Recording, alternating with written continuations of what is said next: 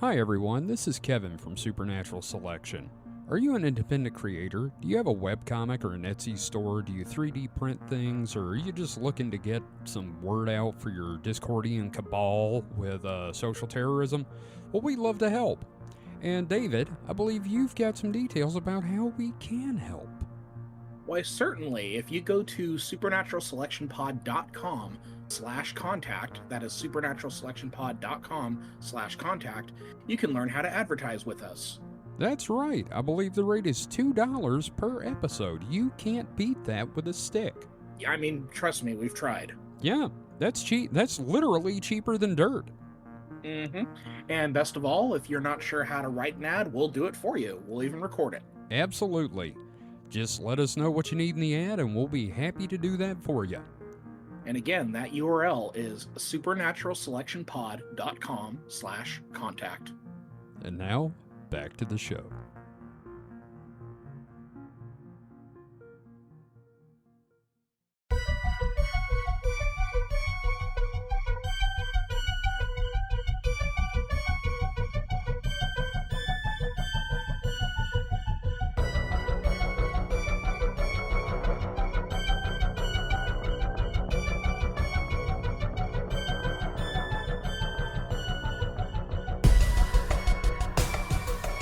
Yeah, that's true. You are a little quiet. But hello, welcome to Supernatural Selection. I'm your host, Kevin. With me this week is Mike the Skeptic. Mike, how are you? I'm across the room. Woo! Ain't that fun? David is out. He has got some sinus issues, and he did not want to be on sniffing and sounding terrible, so it's me and Mike. So welcome to your Weekend Weird. Right up front, David is also feverishly working away at the zine and getting the layout and content and everything finalized. Hopefully, when Mike and I get back from Dragon Con, we'll have some more solid updates than we have right now. So, you know, fun stuff to look forward to. Mike, do you have anything you want to plug or bring up? No, not really. This is quality entertainment. So, it's a Weekend Weird. I'm a boring person. So am I usually.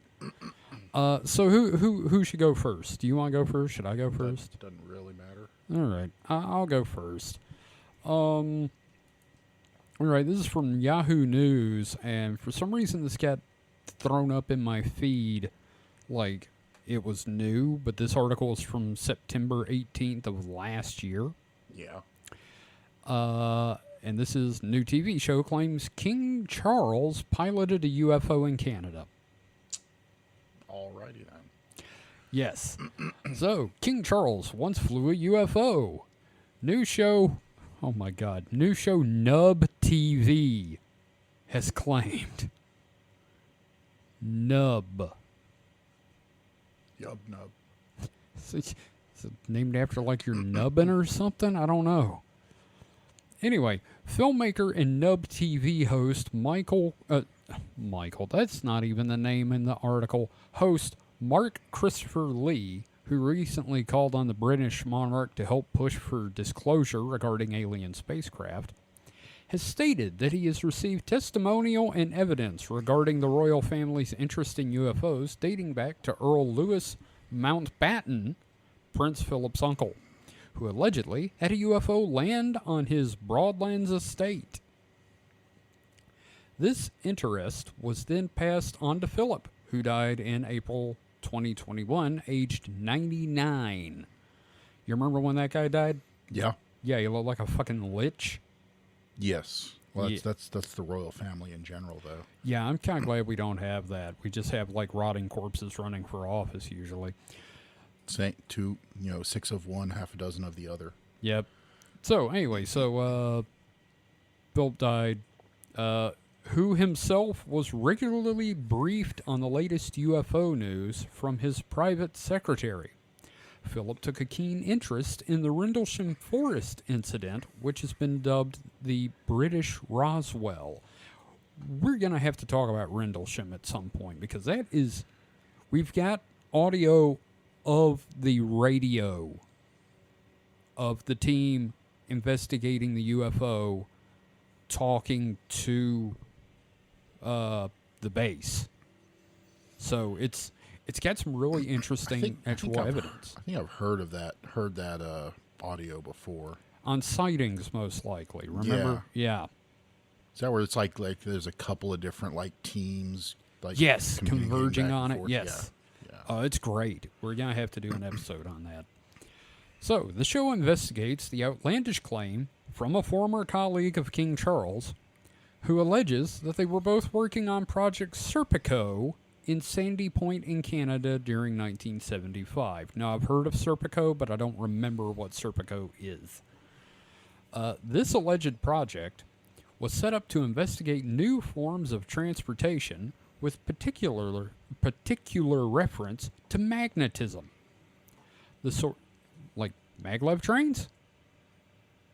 Who knows? I don't know. Magnetism, was the be-all, end-all. It's like AI nowadays. Oh, At one yeah. point, they're just throwing around magnetism. Everything will be magnets. Yep.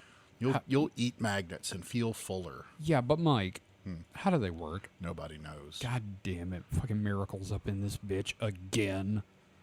Anyway, the source also alleges that they had secured technology developed from the Germans after World War II, which itself was developed from a crashed UFO.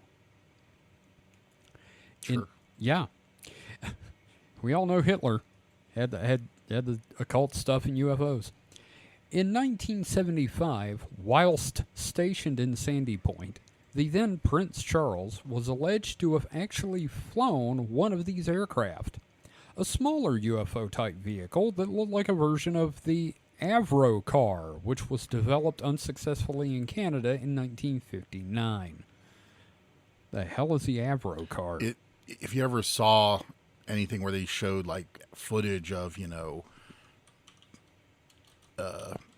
U.S. Air Force, like the UFOs, disc, yeah, the disc with a fan in the middle. Yeah, it's basically a fancy or not quite fancy hovercraft. Right, it's our attempt at making a UFO. Yeah, Right. Okay.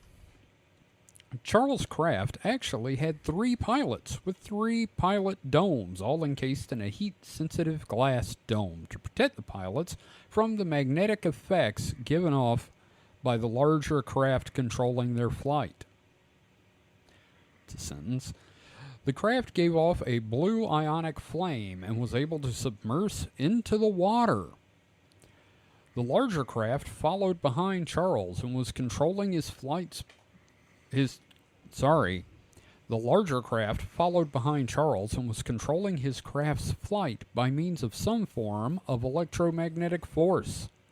That vehicle looked like a massive helicopter with long blades. I think that's called a helicopter.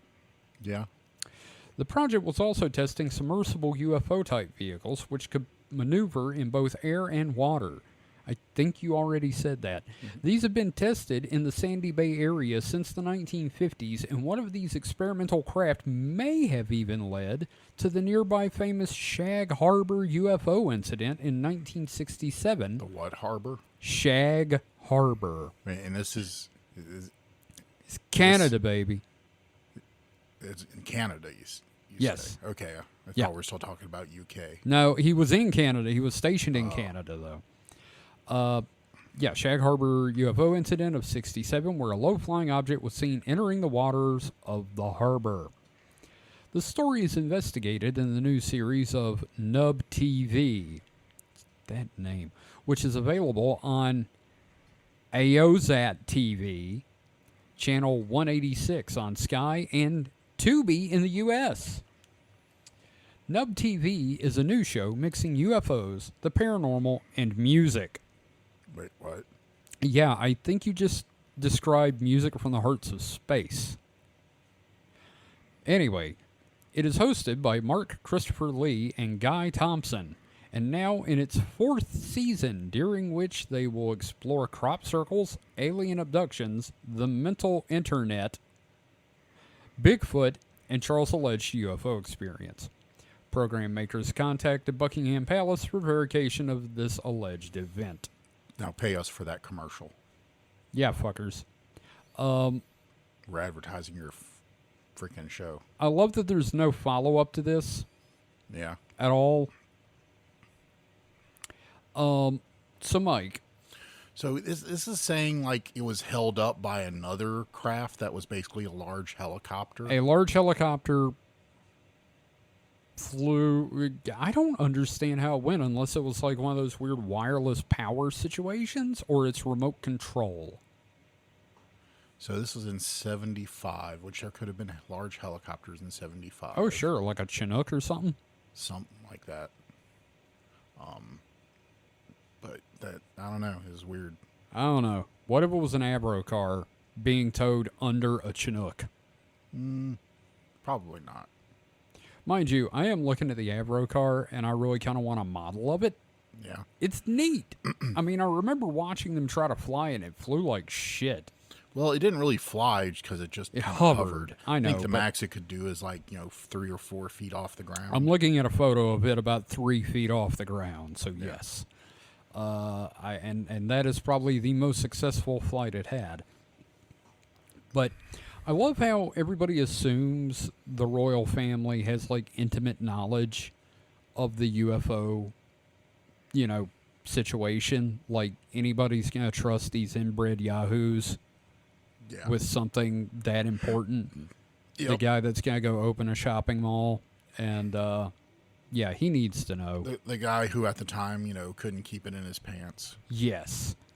Let's not forget he got Lady Di killed. Princess Diana. Sorry, that shows how old I am. Is in my head it will always be Lady Di. Yeah. Like before they married. Yeah, I don't know. This is sort of a dumb one, but like I don't know. I've become a sucker for like weird ass British tabloid type stories. By the way, that article came from Yahoo. I meant Serious? to say. No, ironically. Actually, it was serious, but not Yahoo serious. Let me see. It was, Yahoo News, actually. Under the subheading of Bang Showbiz. Bang. Bang. Bang. So, I don't know. It's interesting. It's dumb as hell. I don't know. Mike, if the royal family is like connected to some sort of topic that we talk about here on the show, other than actually being reptilians, which they are, what do you think it would be? Loch Ness Monster, or like maybe they're related to Bigfoot? I don't know.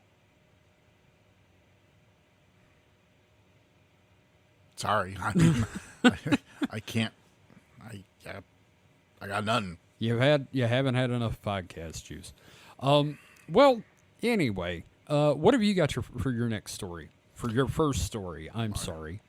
First story is scientists find desert moss that, quote, can survive on Mars. Really? Scientists in China found a species of moss that is able to withstand Mars-like conditions.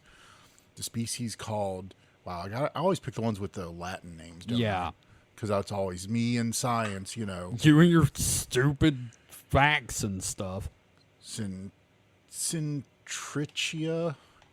canaveris. And it's found in regions including Antarctica and the Mojave Desert, the Guardian Interesting. reports. These unique insights obtained in our study lay the foundation for other space colonization using naturally selected plants adapted to extreme stress conditions, the team wrote, writing in the journal The Innovation. Researchers in China describe how the desert moss not only survived but rapidly recovered from almost complete dehydration. It was also able to regenerate under normal growth conditions after spending up to 5 years at negative 80 degrees Celsius and up to 30 days at negative 196 degrees Celsius, and after exposure to gamma rays with doses of around 500. I have no idea what GY is. I don't know. Even promoting new growth. Huh. The team then created a setup that had similar pressure, temperature, and gases and UV radiation to Mars. It found the moss survived in this Mars-like environment and was able to regenerate under normal growth conditions, even after 7 days of exposure. The team also noted plants that were dried before such exposure fared better.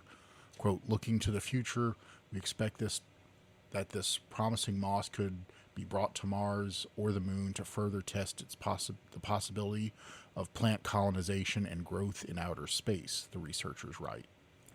I just so you know, I looked up what GY is. Yeah. It is a gray unit. It is the unit of ionizing radiation dose in the International System of Units. There's just so many like things, and that's one I'm not too familiar with. You know, I know sieverts and Rontgen. yeah, Rontgen, rad. Not, I guess rad's just the made up one for Fallout. It's radical. Rads. I thought that was a real thing. No, I'm sure someone's used it as slang for one of the actual like measurement systems, but Interesting. Actually, it comes up as short for radians. Wait, no, that's in friggin' geometry. Geometry. Fuck. Never mind. Well, that's interesting. You know what it makes me think of? What was that movie? Red Planet with Val Kilmer, where they were like going up to figure out why the moss wasn't there, the moss wasn't there. or something. They were going up like trying to figure out why Mars wasn't terraforming, and then they found there was some moss. I mean, I remember the ending of the movie. I don't remember that was the setup. Okay, I remember that, and I also remember like low gravity pissing. Yeah. Yeah. Who was in that? Tom Sizemore? It's like Val Kilmer, Tom Sizemore, and like wasn't what's her name from The Matrix, Carrie-Anne Moss in it? Yeah, I think so. I have to look that up now. Oh, jeez. There's been a lot of movies about Red Planet. What did I say? Yeah, I said Red Planet. Yeah. Yeah, okay. Val Kilmer, Carrie-Anne Moss, Tom Sizemore, Benjamin Bratt, Simon Baker, Terrence Stamp. I forgot about that. Huh. Interesting. Okay. Anyway, that's what it made me think of. And so are they saying this could, like, lead to terraforming? Just that it's, pretty much the first species of any terrestrial organism we found that, survived in Mars, in simulated Mars condition. It survived in simulated Mars conditions, therefore it's thought it could, survive on the surface. Now, I mean, it's obviously would be a long way from terraforming, but it would be a step. Right. Now, Mike, when you were younger, you were all about wanting to be like a Mars colonist. I mean, I wanted to be an astronaut. I didn't. Yeah, but we weren't even on the horizon. We didn't have any like Mars like stuff, so I didn't really think too much about Mars. But if the option had been presented to you, I mean, sure. I can't say I wouldn't do it now either. Okay, that's fair. I don't think I'd do it just because, like, think about it this way: no taxes. Well, no, you'd weigh like 1/6 your weight. I think it's 1/3 something. Your back would feel amazing on Mars. Oh fuck! I thought you. See, I didn't know where you were going because I'm sitting here going, I've lost a lot of weight. Oh yeah, no, it's not that. It's more of like my back, your back, your legs. Everything would feel better on Mars. That's wow. I never thought of that. Fuck. I'm still not letting Elon send me. I mean, by the time we actually get to sending stuff to Mars, Elon will probably be out of the picture due to possibly dead. And say incompetence or his prolific like substance abuse will get to him. Does he abuse substances? He's got to be on, like, as much as I hear he works, he's got to be on like some kind of like uppers, Ritalin or uppers or something. Yeah, something keep him burning those candles. So I think he's just gonna burn out one day and. What was that? Somebody accused our roommate of street Adderall or something. Yeah. Yeah. Which I didn't realize. Which, I didn't know street Adderall was a thing when Well- they said that. well, that's a joke there that, Kevin, is that street Adderall is meth. Ah. 'Cause Okay. Adderall is just prescription meth. Ah. All right then. I remember. It's a amphetamine in the methyl group. Mike, you remember that crappy laundromat near the old house? Yeah. I was out there and it was freezing cold, and I was getting my laundry to bring into the laundromat, and some dude's walking up through the parking lot from the little gas station. He's like, "Hey man, how you doing?" I'm like, "Pretty good. You want to buy some Adderall?" "No, I'm good, dude. Thanks." And then just turns, like does a 90-degree thing and walks in another direction. And I'm like, what the fuck just happened? Oh God, man, I'm glad we moved. Anyway, interesting story. Are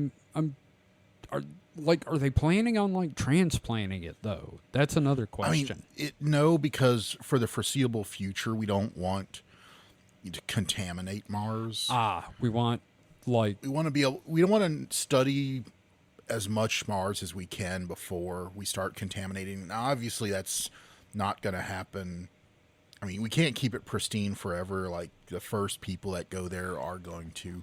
Like, the moon, we didn't have that much danger because the moon, It's is a harsh dead. mistress. It's got no atmosphere to speak of. yeah, It is blasted by the sun for, it's irradiated. like how long's a moon cycle? 60 days, something like that. Yeah. So for half the time, it is just blast. Any square inch of the moon, or any particular square foot of the moon, is irradiated for several weeks, and then plunged into complete frigid darkness for several weeks. So Antarctica. So yeah, so it's just the.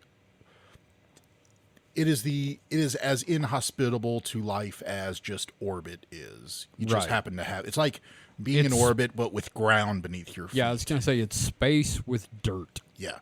So there wasn't much.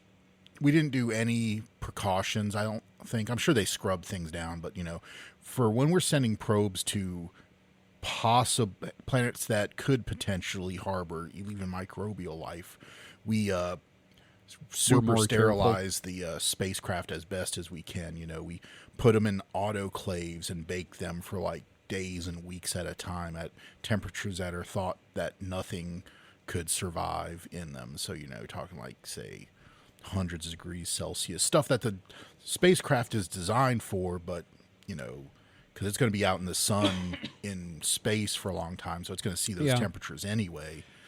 And so just to sterilize as much as they can.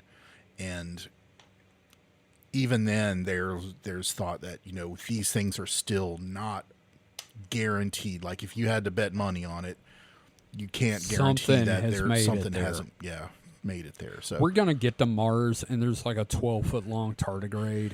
and you think about it, you cannot do that with people. You can't. If you put people in an autoclave like that, they are now dead and cooked. You've You made now, jerky. yeah, you now have bacon people. So people by their nature are dirty, and as soon as yeah. we get there, we're going to bring all our microbes with us, and we don't really know if one of them can or can't take hold. I mean, Yeah. probably not, but you can't be sure. Yeah. So, once people get there, obviously, and that's not like the whole world is contaminated, but, you have to like kind of, people are a disease, so you got to cordon off that area and say, okay, people have been here, so be careful. And it's not that there's a danger to the planet. It's more of, if we start detecting things there, you now have to figure out, did we bring this, or was this already here on Mars? That's Right. the big Yeah. problem. Yeah. Did we? Yeah. Contamination, not in a ruining the environment, because there But, really, like, as our far as we know, research. isn't one. But yeah, contaminating the data we collect. Right. So I gotcha. it's like, what was I seeing something about that? There was some, I can't remember the specifics, but it was some data for, I think, like mineralogy or something, and they had to be very careful and discount a lot of stuff because turns out just the act of, maybe it was the stuff I was hearing about, the soil, what was it, the comet, Mars. yeah, I think it was the comet, not the comet, the asteroid we brought material back from. Remember that about a year ago? Mm-hmm. And there was they brought back a cup of dirt. There's worried that, just the act of collecting it, has contaminated it with like the metals of the containment vessel. So they're having to look, when they're looking at like the spectrograph of the minerals in it, they have to say, okay, well, is this something that, it was contaminated with? Right. No, I gotcha. So, yeah, just that kind of stuff. Yeah. Don't blow your nose on your space probes. Yes. Yeah. That kind of sucks. Well, that's interesting. I mean, yeah. For being algae or moss or what have you. Mm-hmm.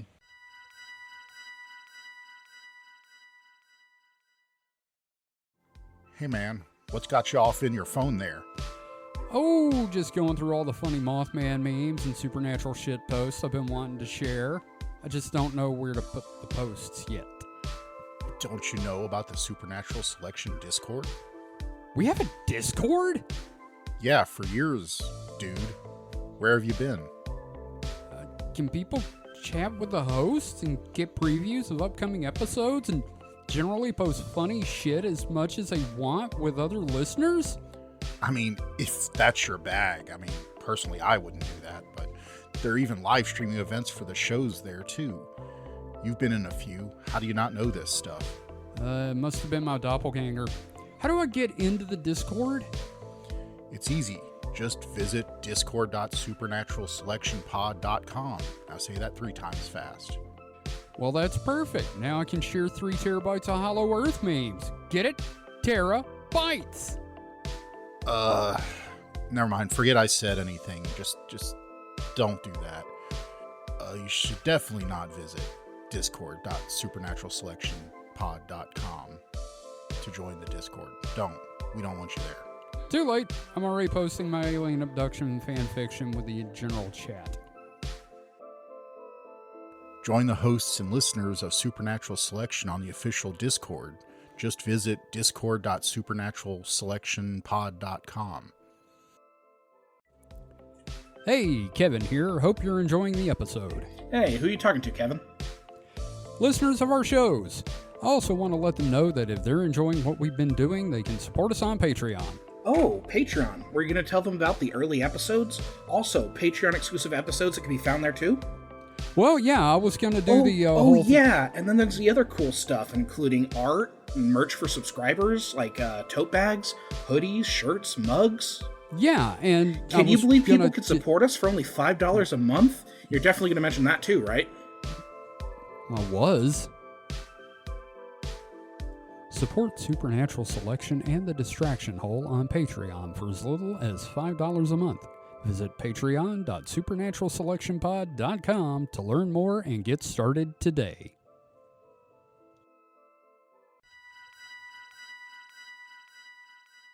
It's not going to be a very long episode. It's pretty much, we're doing an episode so that there is an episode before we leave. Yeah, we're not going to leave y'all hanging. Yep. We're, once again, we're going to Dragon Con, and I've actually scoped out a few things on the X track before we move on to the next story that I am interested in going to see. Friday is Skeptical Believers. We want to believe. That should be interesting. It's talking about, basically my thing about I want to believe, but I'm going to need some proof. Yeah, there's a whole skeptic track there, which, I don't go to it. You think me being me, I'd go to, but, I think I've only ever been once or twice. Well, we've got, on the stuff I'd like to go see, it's a mix of the X track, which is the paranormal stuff, and the skeptical track. And then Saturday, there's actually some podcaster stuff, like legal concerns with podcasting. Let's see, we have got Paranormal Research, the science behind the nonsense, on Saturday, which I'm looking forward to that. The description is, let's see, explore the space where skepticism meets curiosity as members of the Center for Paranormal Research and Investigation discuss the methodologies and controversy surrounding paranormal investigations. Consider the overlap of belief and scientific inquiry in unraveling mysteries of the unexplained. Unexplained. And, yeah. I've heard of Jack Trammell. He's going to be on the thing for that. And then, later that same day, Appalachian Cryptids, lesser-known holler monsters. That's a great name. Erica Lance and Mark Muncy. So, yeah, they're going to talk about some of the weird-ass shit in the Appalachians. So that'll be fun. And Sunday is nothing for that. I've got like a D&D video game thing I want to go to. And that's it. That's the ones I've chosen so far. But, you know, they're always adding events leading up to the con. I'm excited, Mike. Yeah. You want to come to a couple of those with me? Oh, yeah. I'll come to some. Cool. Yeah, you remember we did that god-awful Cryptum one the first year I went? Yeah. Yeah, that was terrible. So, let's go on to my next article, shall we?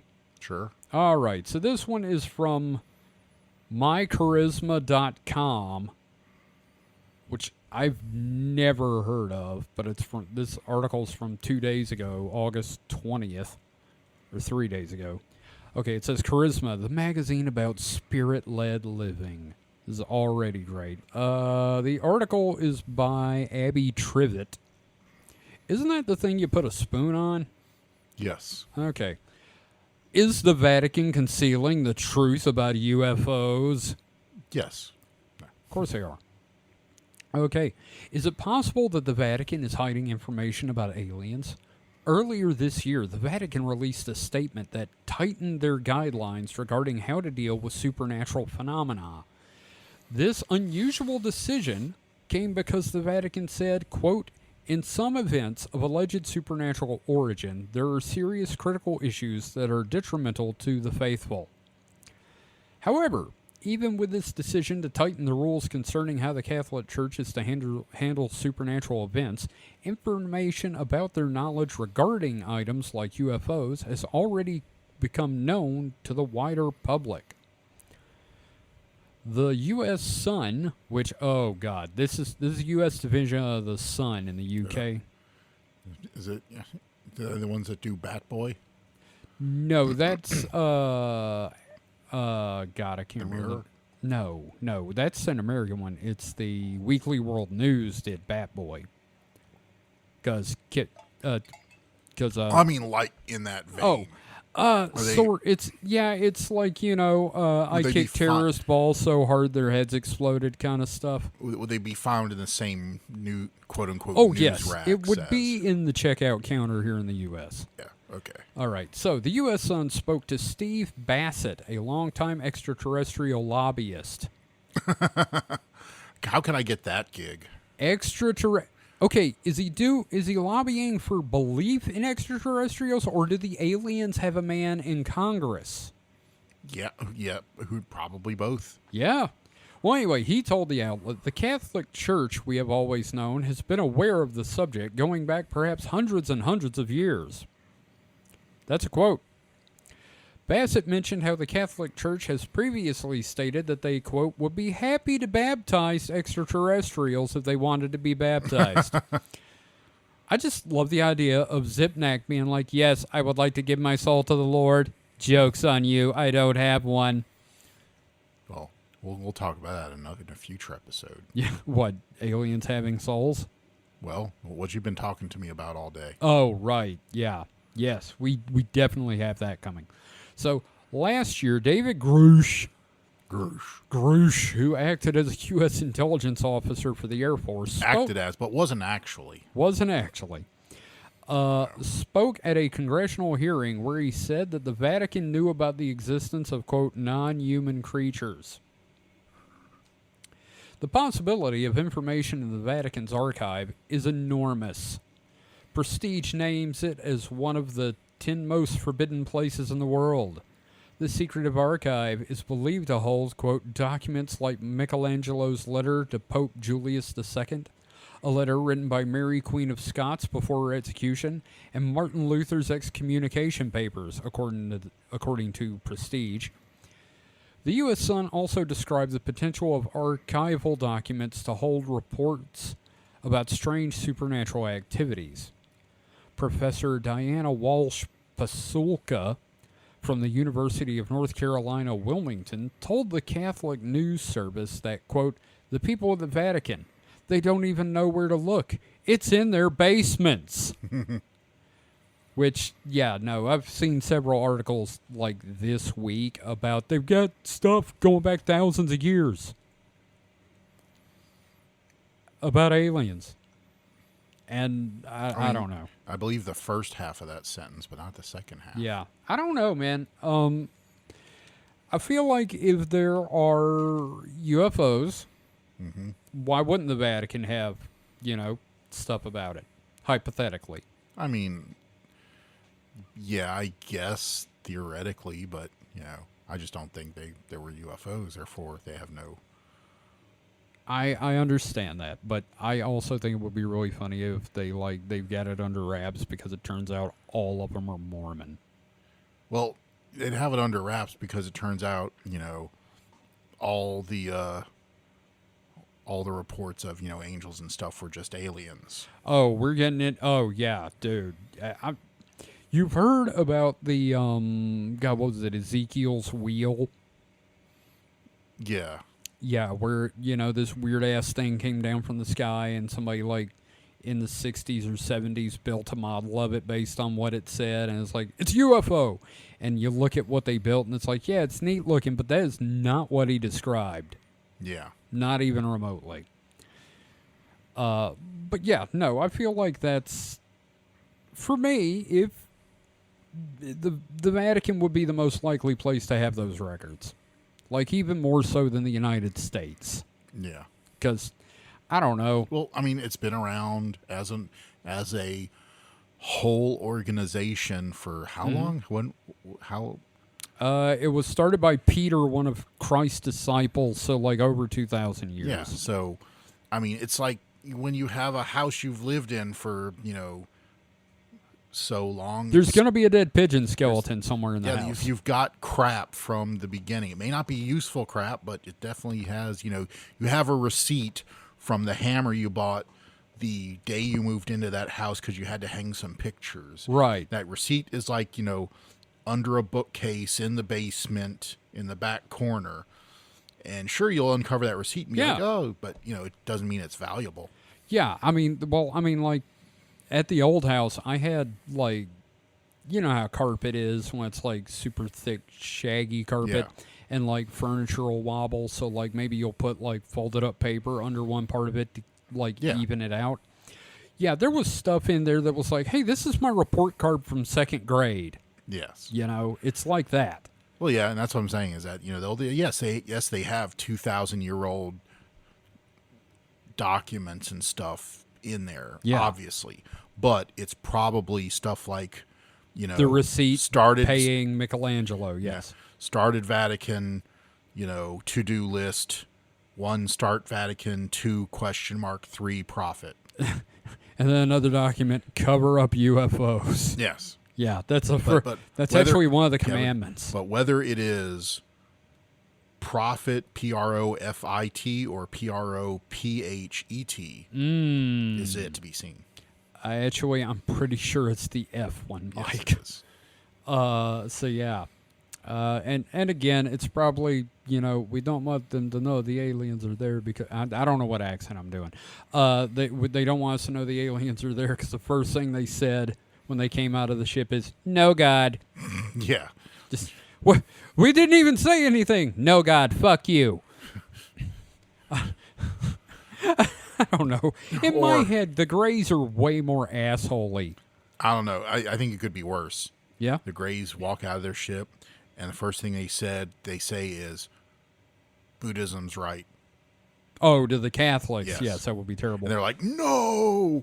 Or they come down, Zipnack steps out, take me to L. Ron Hubbard. Be a little early for that, but yeah. We don't know who that is. Shit, we're 2,000 years early.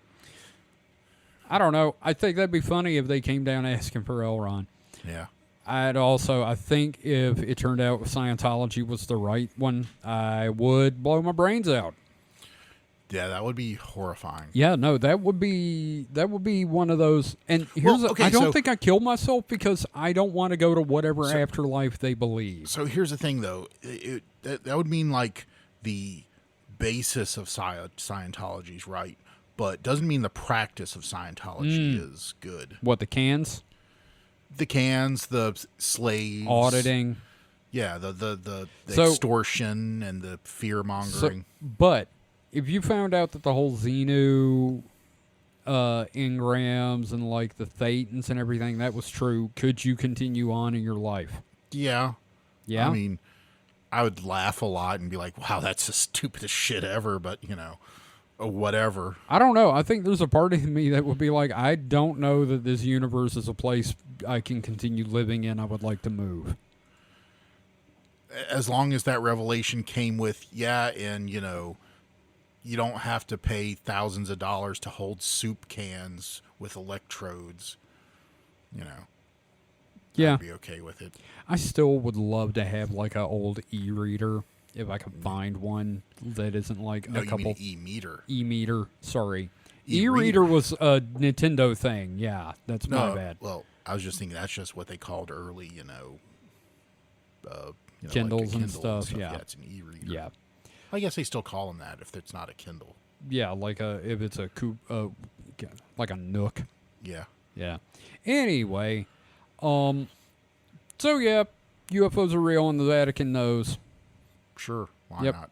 That's it exactly. Just like, they know all about the demons that are, possessing everybody and causing them to, vote Democrat and I don't know what else. Hey, do you think they have a copy of first edition D&D in the Vatican archives? I mean, they have to. That's obviously a satanic work, right? And that is like culturally important. So they must have like a whole cordoned off black library, right?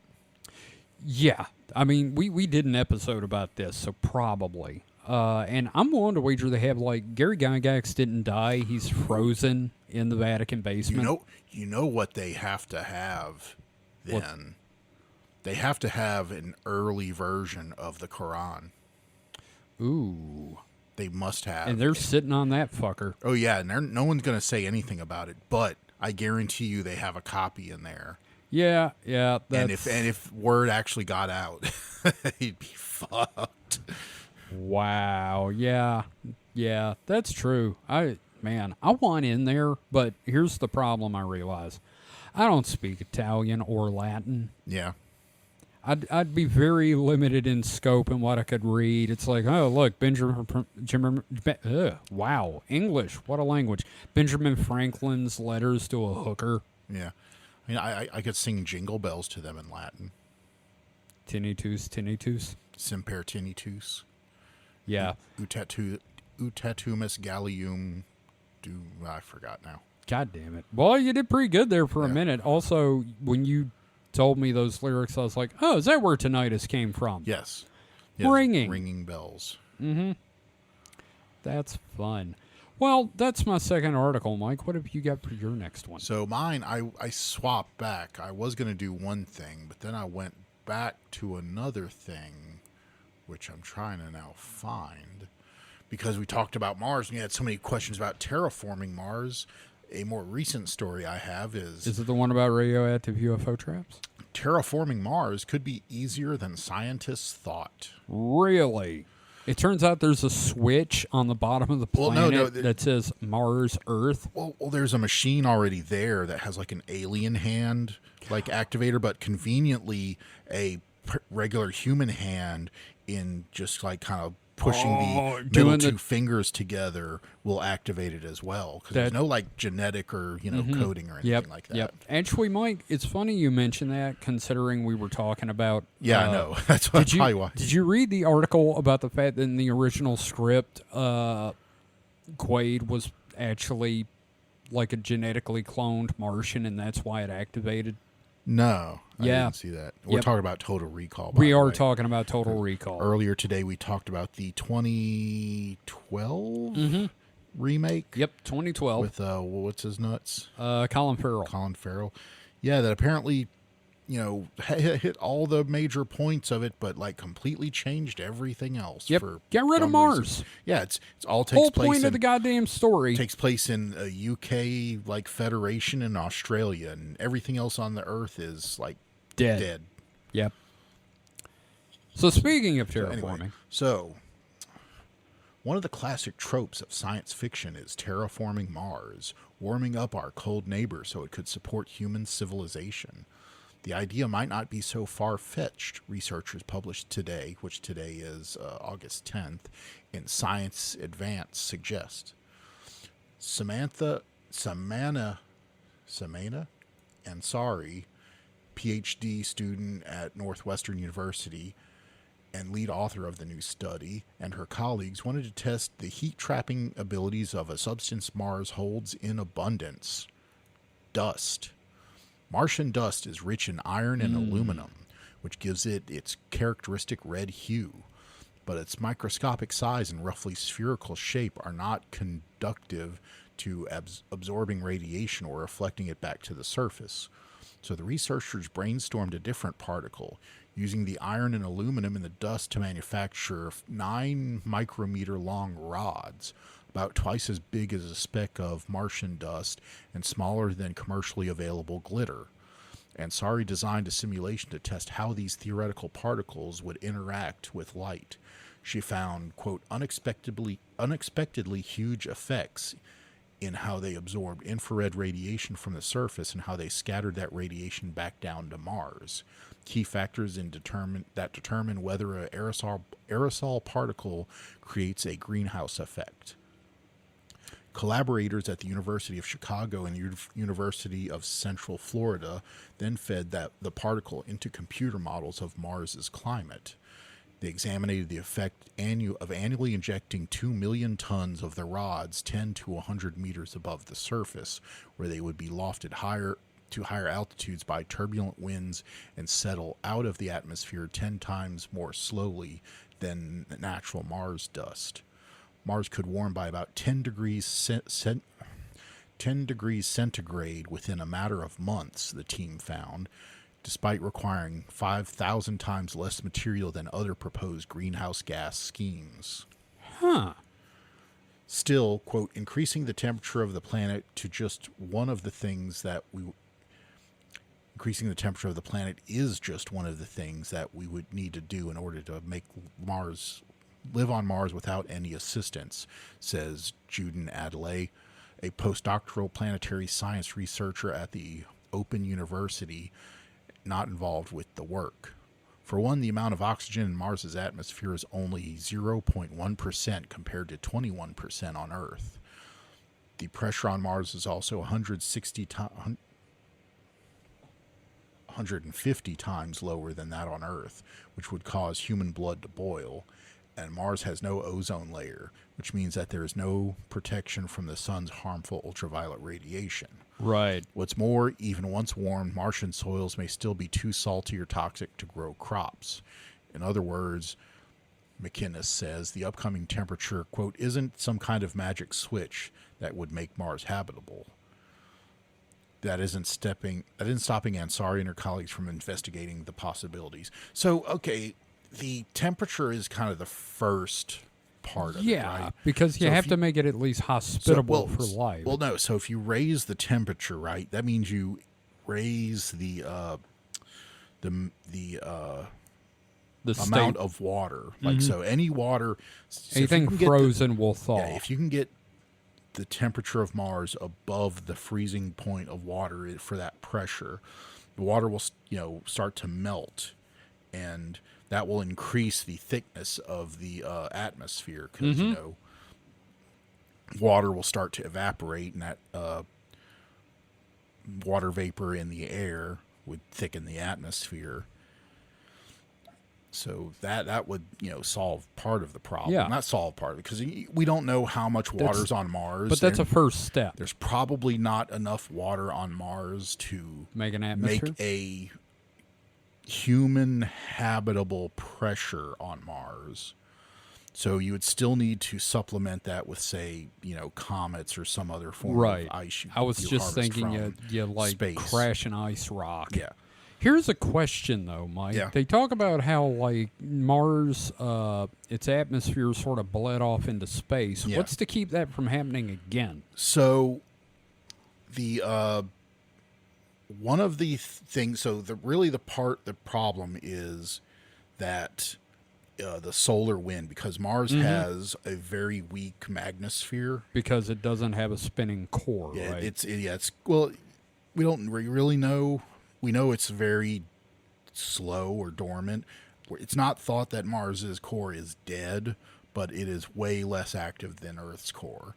And its magnetic field is just a fraction of what Earth's is. So the solar wind can strip the high atmosphere from Mars. Yeah. And it's just like, The lower atmosphere goes up to fill that Yeah, spot, and exactly. so on and so on and so on.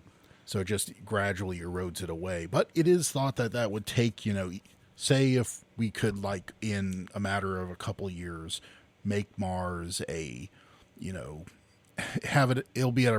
could make it at a pressure that's equivalent to, say, the, just below the peak of Everest or something that humans can tolerate, but may still need, like, assistive breathing. It's thought that would still take centuries for the solar wind to blow away. And two, there's also the thought of making basically a magnetic shield between Earth and Mars, not Earth and Mars, the Sun and Mars. Like at basically the Sun-Mars Lagrange point, you put some form of satellite that can create basically a magnetic field that shadows Mars from the solar wind. And if you think about it, being that far out, it doesn't have to be a big magnetic field. You don't have to generate a magnetic field the size of Mars. It's like casting a shadow, right? So since it's closer to the sun, not closer to the sun, but it's, between the sun and Mars, the closer you get to the sun, the smaller the field would have to be for it to shadow all of Mars. Because the radiation is spreading out as it's leaving the sun. You get me? I think so. So, all right, imagine you're holding a flashlight, right? You put your hand in front of the flashlight. As you move the hand further from the flashlight, the shadow of your hand gets bigger, right? Right, yeah. So the flashlight's the sun, your hand's the satellite making the magnetic field. You just have to, it doesn't have to be the same size it doesn't have to create a magnetic field as big as Mars. It just has to create a big enough magnetic field that its solar wind shadow covers all of Mars. No, I gotcha. Well, I was trying to explain it in a way that everybody would understand. Yeah. So and they're talking about doing that it would take. Oh, I don't remember the numbers, but it was like a energy number. It couldn't be done with solar panels, I believe that I read. It would have to, or the amount of solar. It could be done with solar panels, but the amount of solar panels would be like egregiously big. But I think they said they could be done with like reactors, and it was something like not that bad. Like it was in the science fiction realm, but not like insanely so. Like something that with enough resources put towards it could probably be achieved in, a decade or two. Something we can do with like terrestrial reactors, like, on Earth, but making something like that in space would obviously be a challenge. Right. Like in a couple like megawatts or something. An amount of electricity we've never had in space, but is not, crazy pants numbers. Not like, Star Trek, warp core amounts of power. And of course, when we start a terraforming process on Mars, it's going to take like 3 minutes and we're done, like in Total Recall, right? Oh, of course. Yeah, it's just 3 minutes. You just plunge those, hot rods into the icy I don't know. There's a Mike, lot you're of getting ice me there. turned on with your hot rods and your icy stuff. So, and that's the other thing about Total Recall. So, unless that was like frozen oxygen, I mean, think sure. that's what it was supposed to be. I thought it was just like water ice. I don't know, man. mean, It's a sure. Verhoeven movie. sure, that would release some oxygen, but I don't think that would also release a lot of hydrogen too. Because if you're releasing oxygen, you're obviously releasing hydrogen, which means that that new atmosphere of Mars is probably very volatile. Don't light a match in it. Yep. It's like that episode of Futurama where it was like 100% oxygen and Bender lit his cigar and the entire world burned. Yeah. I can't think of a icy substance that would be good, because if it was like carbon dioxide ice, obviously you just have a lot of carbon dioxide in the atmosphere. Good for plants. If it was like, I don't think you can even have you can have like ice, oxygen ice, but it is something that is very, like, you talk about like insanely high pressures to keep it a solid. Yep, and Mars ain't got that. Yeah, no. So yeah. So movie's gonna movie, I guess. Yep, pretty much. And again, Paul Verhoeven, he's not known for accuracy. Science. Yeah. So well, thank you for that one, Mike. That was interesting. I like all that stuff about terraforming Mars. Yeah, and but yeah, so I think even with like all this terraforming, like I said, even if we can get the atmospheric pressure up, getting it to a livable mix, like somewhere you could just walk out in, would definitely take a long time. But there are thoughts that, it'd be infinitely better, even if you just have to wear like a respirator, but can go out in a parka. Yeah. Yeah, as opposed to like the full space pressure suit. Yeah. That would be nice. So, Mike, I have a book here. I figured before we do questions, throw a change in there. Now, I have started collecting paperback books about the subjects of this show. Yeah. For future research, and these are all out of date horribly. Masochism. Yeah, that too. So again, if you ever sent me anything, if you find any like kooky books for the show, feel free to send them along. This book in particular, I love the title because it reminds me of something awful back in the old days. Yeah. The title of the book is Flying Saucers, Serious Business by Frank Edwards. Overwhelming new evidence that they are real. The book that smashes through the barrier of official silence with the exclusive story with 32 pages of astonishing photographs. Uncensored. So, UFO dongs.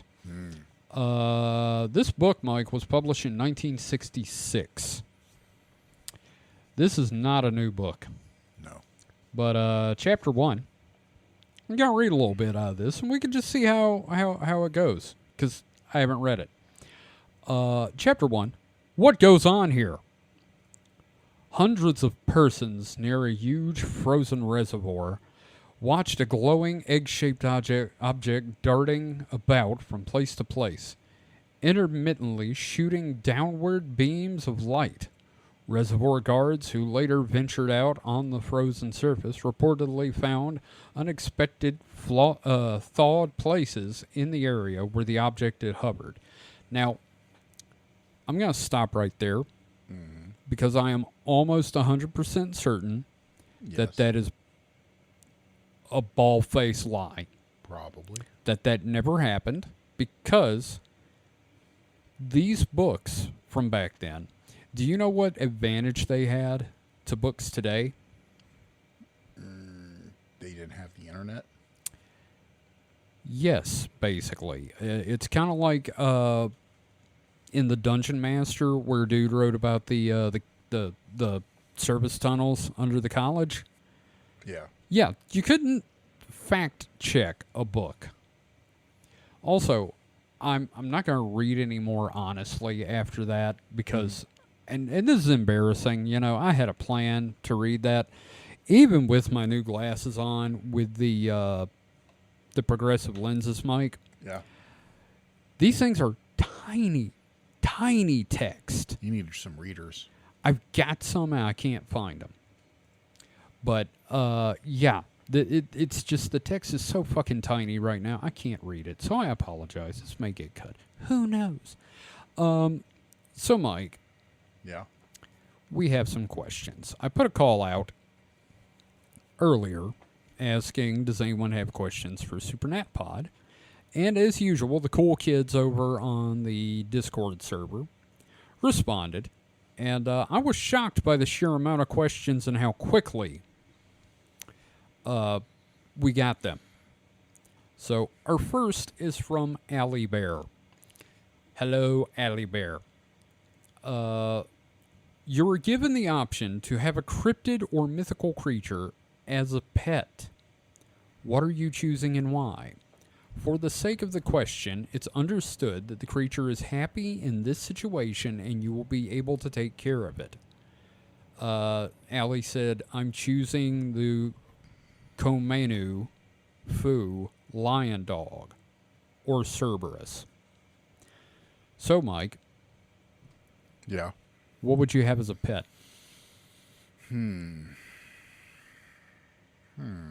We already know David would be a goblin. Oh, of course, you'd have one of the Hopkinsville goblins.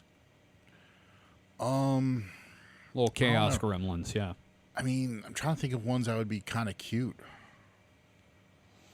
I mean, I couldn't keep the Mothman because he's a man. You wouldn't want it. That'd be like slavery, right? Yeah, and well, yeah. But that ass, Mike, Yeah, but, that's... they're sticking quarters in it now. If they moved on from the beans. I don't know. Just, I don't want to keep something sapient as a pet, and I don't know which ones are actually sapient, which ones are, just Well, animals. the animal ones are I mean, animal I know a ones. chupacabra is probably not sentient, but it's a chupacabra. I don't have enough goats to feed them.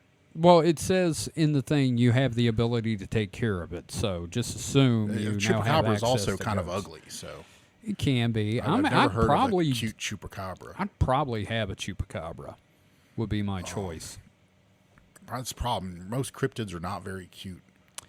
I don't know. You could get a hodag. No, the squonk. The super sad squonk that cries itself to death.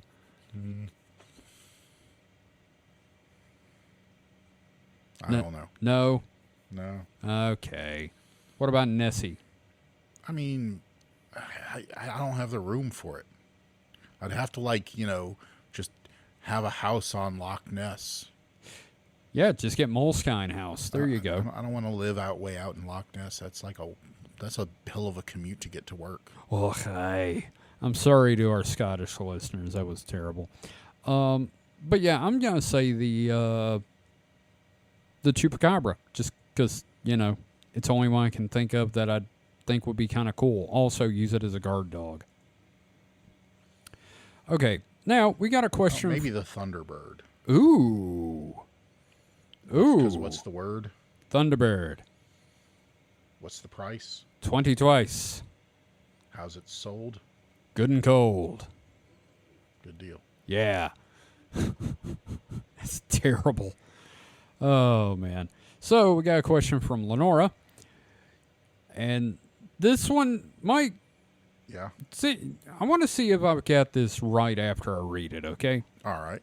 You're walking the moors on a dark, cloudy night and see a shining grail in the sky above a castle. Do you ever return, or are you lost to the snoo? This is a Holy Grail reference, right? Start over again. You're walking the moors on a dark and cloudy night, and you see a shining grail in the sky above a castle. Yeah, no, that's Castle Anthrax. Yeah. Do you go in? Fuck yeah. So even if there's no snoo, at least there'll be a grail. That's true. Well, they have a grail-shaped beacon. Yeah, but I think it's either one or the other. They either have the grail-shaped beacon because they have a grail, or it's snoo. Okay, that's fair. I probably wouldn't go in. Well, yeah, because you're engaged. I'm spoken for. I'm single, so I'd be down. Yep, Mike would be charging that gate. Problem is me being, I think it only worked for Sir Robin because he That was wasn't so, Robin, not that was Robin, Galahad. Galahad, because he was so pure. If I had charged in there, they'd be like, yeah, we're good, thanks. Oh, he wants it too much. Yeah. Yeah. Lastly, we have a question from Dusty Pages. Speaking of, it says, okay, let's say that there is a cryptid woodchuck that actually chucks wood. It's the bane of lumber yards everywhere. How much wood would it chuck? And what tales that might arise from said chucking? I mean, it depends on why it chucks, really, right? Yeah, I guess. I mean, I've seen the study that beavers like chew on trees. They're triggered by the sound of flowing water. I don't know evolutionary exactly how that helps, but they like dam up rivers because the sound of water, I guess, triggers something in them. Yeah, they're just sitting there going, God, fucking stop it. But as far as a woodchuck, why it's chucking wood, is it like chucking, like as in throwing? I don't know. I never really knew what it meant. It's a woodchuck, which I guess it means they're chucking, like, chewing the wood. I've never heard of chuck as a, other than like in reference to like a type of beef. Oh, God. Okay, Mike. Thing. I can't believe you got me looking up how do you chuck wood. I mean, is it just talk about throwing wood? And that auto-filled very quickly. Well, yeah, because it's how much wood could a woodchuck chuck? Yeah. Let's see. I mean, there's chuck wagon. It's actually, the word woodchuck originates from Algonquin weejack. So you just like anglified. It's a kind of marmot. Yeah, but what if we're talking like if it's chucking wood, what does the act of chucking mean to the woodchuck? Is it just chewing on the wood? Is it like actually picking up logs and throwing them? It doesn't say anywhere. Because that's the parlance I think of when I think when you're chucking something, you're hurling, you're throwing it. So I'm going to answer with that in mind. If a woodchuck is chucking wood, well, you better be running because, unless it's like just, say, small branches, that could hurt you. Yeah, that's true. Let's see. Everything I'm coming up with is how do you deal with woodchuck damage? Yeah. Okay, so for me, it's a cryptid woodchuck. So the normal natural rules are off, and I feel like this type of woodchuck, it's not how much. It's more of it goes after important wood. So structural things that can, like, if it's damaged, you're fucked. So I don't think it's a matter of, like, how much wood could this woodchuck chuck. It's what wood would the woodchuck chuck. So, like, building collapse. It's like a gremlin, but with wood. And there'd be some kind of legend about, like, Abraham Lincoln beating one to death with his shovel trying to defend the log cabin as a boy. Yeah. That's my thinking. Well, I guess I didn't describe mine well enough because I was envisioning like a very buff, ripped woodchuck chucking like... No, I understood. Logs. I just don't want people to draw fan art of it. I don't want... He's got to be ripped to like throw logs like that. Mike, you can find that on Fur Affinity, most likely. I'm not searching for buff woodchuck. Hot woodchuck action. I do miss woodchuck ciders, though. Hot woodchucks in your area. God. Oh, God, no. No. No again. Oh, man. Well, thank you for the questions, everybody. Let's see. So I got something I want to bring up. Oh, okay. What's that? Just kind of a weird thing. saw this in a couple places today. German warship blasts Darth Vader's theme. While it says Darth Vader's theme, but it is actually the Imperial March. Yes. While sailing through London, on the Thames. That's ominous. Yeah. German? Yes, German. Looks like a frigate or something like that. They have "never forget" written on the side of the damn thing? Never frigate. Never forget. Yeah. That's terrible. That's weird as hell. Why would you do that? Why wouldn't you do it? If you're sailing a warship through London on the Thames, what wouldn't you do? I always assumed the Germans didn't have a sense of humor. Germans have a sense of humor. It's just super dry a lot of times. Okay, I'll take your word on it. You've seen the forklift Klaus video. Klaus. Oh, that's right. Yeah. That's Apparently really it was true. part of training exercises and was pulling into for refueling. Yep. All right. Well, it's interesting. I mean, that's a choice they made. Okay, although when you put it in this context from Ars Technica, coming 8 decades after Londoners lived through the German Blitz. Yep, that's what I was thinking the whole time. I'm like, that's like driving by your ex's house with like a giant knife on top of your car or something. It's just a bad idea. I don't know, but I still think it's funny because one, none of the sailors, I'm sure nobody on that boat was old enough to remember that, like as a firsthand knowledge. And oh no, obviously. None of the people in London, not none, but very few, vanishingly few people. I was about to say the Queen did, but she's dead. Yeah. So you'd have to be 80 years old at least. No, even older than that. Because if you were born around that time, you'd be 80. Mike, I don't know how to tell you this, but 80 years ago was 1986. No, I'm kidding. I'm kidding. You'd have to be in your 90s to have actual memories of that era, which is kind of, surprising. Because remember, growing up, it's World War II wasn't that long ago. Yeah, it's kind of like the whole Roswell thing. Because, in the 80s, it was only, 40 years ago. Yeah, your grandpa remembers World War II. I had a great uncle die at Iwo Jima. Yeah. Well, my maternal grandfather was in the Marines in the Pacific Theater. Yeah? I think it was on, I don't remember exactly where he was, if I even knew at all, but I'm pretty sure stuff like Guadalcanal and things like that. Yeah. So, yeah. But, yeah, and, now everybody's pretty much gone from that era. That Mike, was it was literally 80 years ago, or 79 years ago that the war ended. Yeah.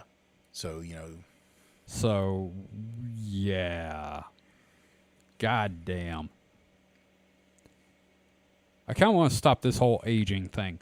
Yeah, no, I say that was definitely a bad call on the part of the designer, and we should, revisit that.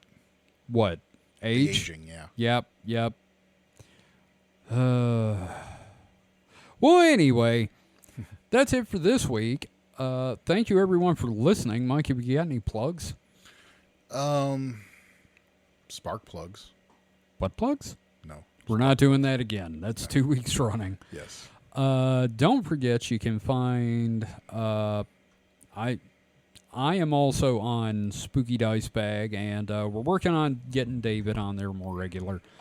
But yeah, you can find everything you need to about the show at our website at supernatpod.rocks. That is supernatpod.rocks. You will find a link to our Discord, our Patreon, our store, every episode of this show and the Distraction Hole, and all kinds of stuff like that there, yeah. And we just want to say thanks, and we'll see you again. Not next week. We will be out of town next week, so the week after we will be back. I believe we'll actually have a scripted episode from David. You hear that, David? Get on it. You're on the spot, dude. We were calling you out, buddy. Yeah, bitch. All right, too far. Sorry. Yeah, it was a Anyway, little bit. so thanks for listening, and we will see you guys next time. So until then, stay safe and stay frosty. Goodbye. Goodbye. Bye-bye.